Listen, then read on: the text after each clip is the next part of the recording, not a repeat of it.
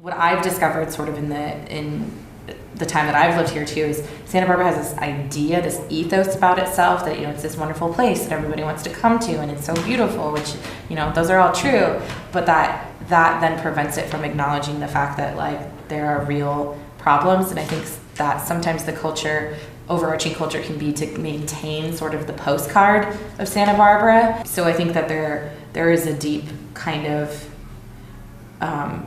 culture of, we just want to be the pretty postcard. So if we're going to be the pretty postcard, then the best way to maintain that is to just kind of sweep the things that aren't pretty under the rug and ignore them in whatever way we can, rather than crossing those lines and crossing those barriers and building bridges between different communities. I feel like it's more about, can we, put up a sheet so that you don't see that the lower you go on State Street, the more kind of hard knocks people you're going to find, that it's not so much of a postcard. Being the minority in Santa Barbara is devastating. I came in under adverse conditions and to start rebuilding a healthy, well-balanced church. The community and even most of the jobs and other things in this community has been very hard to acquire.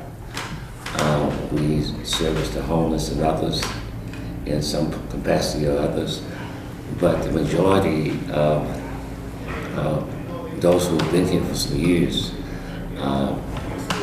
don't have a healthy mindset about Santa Barbara. They're here because there's no place else to go.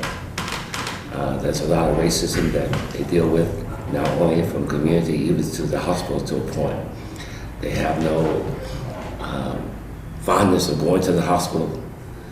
And so the only healthy thing is the church. Pastor Lewis and I were part of a racial reconciliation group for 8 years involving white and black men. And as whites would listen to the experience of blacks in Santa Barbara, it was like, this is not a Santa Barbara we recognize. It's like a parallel universe. And I think sometimes those of us in the majority community are not able to really comprehend the experience of somebody in the minority community like that. The people who have the resources are not the ones who see the problem. They're the ones who are willing if someone makes a case to them. That's why we have enormous philanthropic assets. But we need to put these seers out at the stuff where we think it's obvious. Because in the San Ynez Valley, we have enormous beauty and wealth, and things theoretically are working.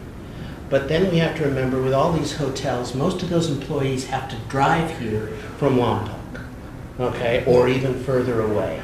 There isn't a place for them to live, and some of them who do live here are living in houses with 6 to 8 other people.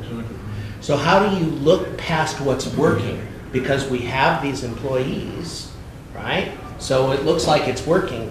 Where are the people sitting back there saying, well, no, not really?